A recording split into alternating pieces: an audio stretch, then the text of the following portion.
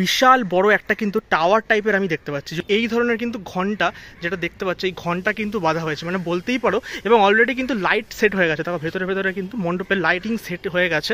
সন্ধ্যাবেলায় যখন lighting testing হবে তখন কিন্তু দেখতে ব্যাপক লাগবে। একটা মেয়ে যখন বাপের বাড়িতে আসে, তার যে ছোটোবেলা বা ছেলেবেলার যে বিভিন্ন ধরনের স্মৃতি, সেই সমস্ত স্মৃতি কিন্তু এই পুরো ওয়ালটাই কিন্তু সাজানো হবে। এবং এই রকম কাঠ দিয়ে, এটা কিন্তু ফুলের মতন, এটা চাকতির মতো এখানে আমি দেখতে পাচ্ছি। এটা কিন্তু মোটামুটি মনে হচ্ছে ওপরের দিকে কোনো একটা জায়গায় সেটিং হবে, এরকম একটা জায়গা হয়তো সেটিং হতে পারে।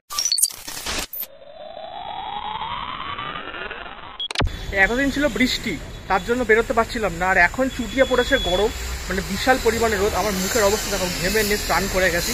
যাই হোক, সামনে চলে এসছে দুর্গাপুজো, আর দুর্গাপুজো মানেই হচ্ছে বাদশা সৌরভের ভিডিও। আর আমার ভিডিও দেখি তোমরা কিন্তু দুর্গাপুজোর অনেকটা আনন্দ ফিল পাও, এটা তোমাদের কথা, আমার কথা নয়। তো যাই হোক, তোমাদের এই কথাকে মান্যতা দিয়ে আমি আবার আজকে বেরিয়ে পড়েছি। আজকে 20 তারিখ, হ্যাঁ 20 তারিখ সেপ্টেম্বরের। আর আজকে 20 তারিখে চলে এসেছি আমি কালীঘাট চত্বরে। কালীঘাট চত্বরের আজকে মোটামুটি অনেকগুলো পুজো, বড় বড় যে নামকরা পুজোগুলো আছে, সেগুলি আজকের এই একটা ভিডিওতেই তোমাদের সাথে শেয়ার করব। তো সবার প্রথমেই আজকে আমি চলে এসেছি কালীঘাট যুবমৈত্রীর সামনে, সেটাই তোমাদেরকে এই ভিডিও থেকে তুলে ধরবো। চলো। আর ভিডিও শুরু করার আগে তোমাদের এই জায়গাটা একবার দেখি, যেটা কালীঘাটের রাস্তা। এবং কালীঘাটের রাস্তায় দেখে কিন্তু বেশ পুজো পুজো একটা আনন্দ লাগছে। কারণ হচ্ছে দুপাশে দুর্গাপুজোর সময় যে ব্যানারগুলো লাগায়, হোর্ডিংগুলো, সেগুলো কিন্তু লাগানো কমপ্লিট। মানে এগুলো দেখেই কিন্তু সেই দুর্গাপুজোর যে ফিল, সেগুলো পাওয়া যায়। ওই হচ্ছে কালীঘাট যুবমৈত্রীর ব্যানার, দেখতেই পাচ্ছ। এই বছরের থিমের নাম কিন্তু সম্বল। এবং এই বছরের পুজো 59তম বর্ষে পদার্পণ করেছে, মানে 59। এবং এই হচ্ছে তাদের পুজোর মণ্ডপ। এখানেই প্রত্যেক বছর তাদের পুজোর মণ্ডপটা হয়, এবং ক্লাবটা কিন্তু ওইদিকে একদম অপোজিট সাইডেই কিন্তু পুজোর মণ্ডপটা হয়। গত বছর আমি যদি খুব ভুল না করি, একটা রিক্সা দিয়ে, হাতে টানা রিক্সা দিয়ে প্যান্ডেল তারা করেছিল, এবং সামনে এইরকম একটা ফ্রন্ট সাইডে একটা রিক্সা ছিল। এই বছরের প্যান্ডেলের মানে যে থিম, তার নাম হচ্ছে সম্বল, আমরা যেটা দেখলাম। তবে মণ্ডপের কাজ যে খুব বেশি এগিয়েছে কালীঘাটের এই পুজোটি, সেটা আমি বলবো না।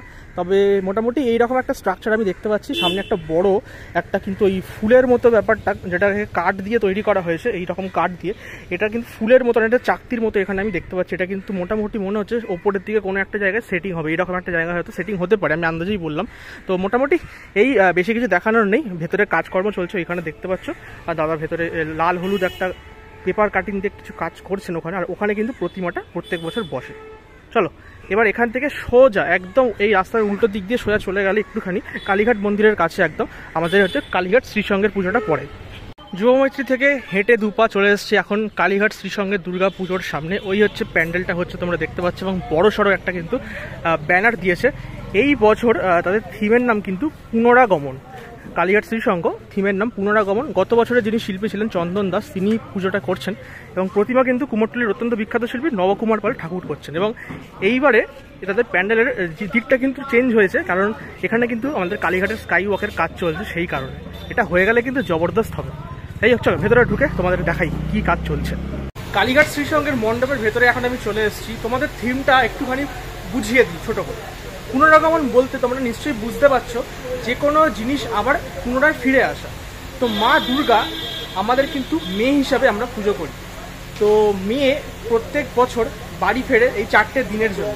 বা যে কোনো মেয়ে, শুধু মা দুর্গা কেন, যে কোনো মেয়ে যখন বিয়ে হয়ে যায়, শ্বশুর বাড়ি চলে যায়, তারপরে কিন্তু বছরে বিভিন্ন সময় বাপের বাড়ি ফিরে আসার তার জন্য মন কাঁদে। তো সেরকমভাবেই মা দুর্গাও কিন্তু বছরের এই 4-5টা দিন আমাদের মর্তে আসে, মানে বাপের বাড়িতে আসে তার, এবং এসে তার নিজের মতন করে তিনি সময় কাটান বাপের বাড়ির লোকেদের সাথে। তো এই পুরো যে কনসেপ্টটা, এই পুরো যে ফিলিংসটা মা দুর্গার সাথে রিলেট করে একদম সাধারণ মেয়েদের যে মানে রিলেট করতে পারবে, এমন একটা কনসেপ্ট কিন্তু এই বছর শ্রীসঙ্গ ক্লাবে তোমরা দেখতে পাবে। তো অলরেডি তোমাদেরকে আবার মণ্ডপটা একটু ঘুরিয়ে দেখাই, চলো। মণ্ডপটা কিন্তু 3টে ভাগে এখানে ভাগ করা হয়েছে। আমি এখন যেই ভাগটায় আছি সেটা কিন্তু একদম প্রাথমিক, মানে এখান থেকেই দর্শকদের ঢুকতে হবে। এইখানে এখন তো পুরোটা দেখতে পাচ্ছ পুরো ফাঁকা, জাস্ট রঙের কাজটা শুরু হয়েছে।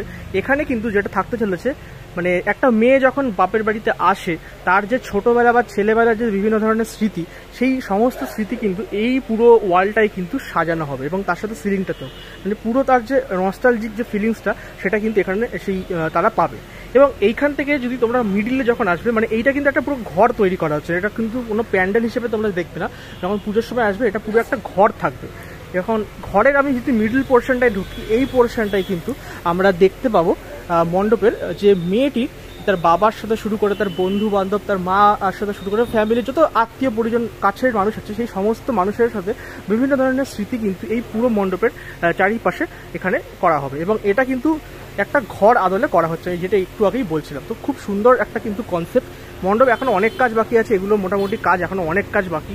এবং এইখান থেকে তোমাদের কিন্তু বেরিয়ে যেতে হবে, মানে এইদিকে তো ঠাকুরটা বসবে বুঝতেই পারছো, বাট এখান থেকে ঠাকুর দর্শন করার কোনো ব্যাপার নেই। তোমাদের এইখান থেকে বেরিয়ে গিয়ে এইখানে কিন্তু একটা বারান্দা থাকতে চলেছে, যেমন পুরোনো দিনের আগেকার দিনে একটা হয়, সেই বারান্দাটা এখনো পর্যন্ত করা হয়নি, সেটা একটু কয়েকদিনের মধ্যেই লেগে যাবে। এইখান থেকে বারান্দা দিয়ে ওই দিক থেকে তারপর এই ঠাকুর দেখার জন্য তোমাদের ঢুকতে হবে।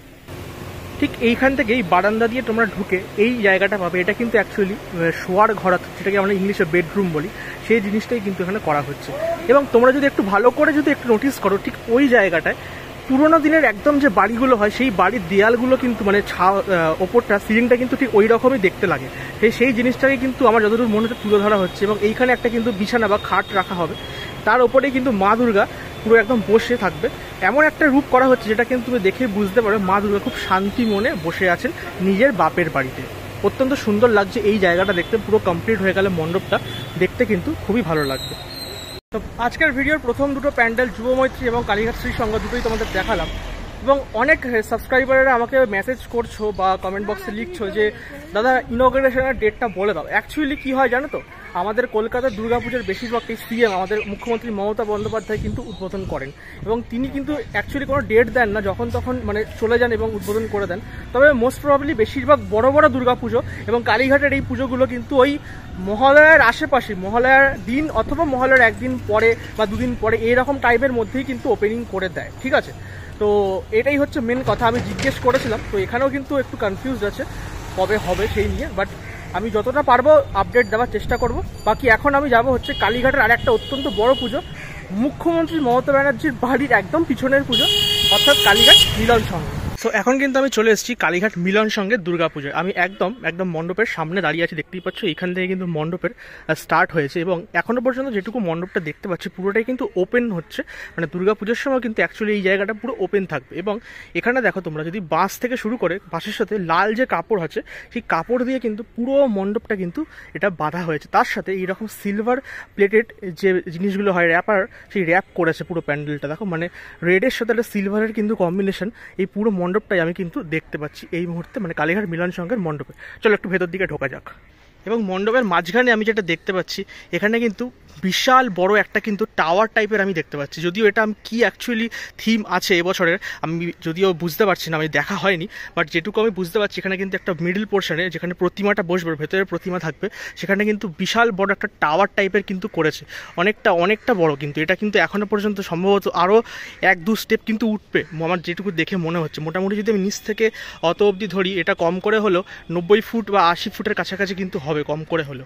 তো অল ওভার যদি দেখো প্যান্ডেলটা কিন্তু বেশ সুন্দর দেখতে লাগছে। দুর্গাপুজোর সময় যখন লাইটিংটা পড়ে যাবে তখন কিন্তু আরও ভালো লাগবে। এবং তোমাদের যদি একটু কাছ থেকে দেখাই, পুরো মণ্ডপটাই কিন্তু এই ধরনের কিন্তু ঘন্টা যেটা দেখতে পাচ্ছ, এই ঘন্টা কিন্তু বাঁধা হয়েছে, মানে বলতেই পারো। এবং অলরেডি কিন্তু লাইট সেট হয়ে গেছে, তখন ভেতরে কিন্তু মণ্ডপের লাইটিং সেট হয়ে গেছে। সন্ধ্যেবেলায় যখন লাইটিং টেস্টিং হবে তখন কিন্তু দেখতে ব্যাপক লাগবে। আর পুরো মণ্ডপটা জুড়ে এই ধরনের কিন্তু ঘন্টা আমরা দেখতে পাচ্ছি, বিশাল মানে প্রচুর ঘন্টা আছে, মানে হাজারো ঘন্টা কিন্তু এরকম মণ্ডপে চারিদিকে আমরা দেখতে পাচ্ছি। খুব সুন্দর একটা কিন্তু উপস্থাপনা। দেখা যাক আলটিমেটলি পুজোর সময় কেমন কি দাঁড়ায়। এখানে কিন্তু একটা জিনিস প্রত্যেক বছর খুব ভালো হয়, সেটা হচ্ছে প্রতিমা। গত বছর আমার যতদূর মনে পড়ছে মোমের একটা কিন্তু প্রতিমা করেছিল এবং সেই প্রতিমাটাও কিন্তু দুর্ধর্ষ কিন্তু হয়েছিল। প্যান্ডেলটা আমার খুব বেশি মারাত্মক কিছু না লাগলেও প্রতিমাটা আমার ব্যাপক লেগেছিল। আশা করছি এই বছরের প্যান্ডেলটাও আমার ভালো লাগছে এখনো পর্যন্ত, আর আশা করছি প্রতিমাটাও কিন্তু জবরদস্ত হবে। আর তোদের এখানে, তুই এখানে থাকিস তো নাকি? আচ্ছা, কেমন লাগে পুজো? ভালো লাগে।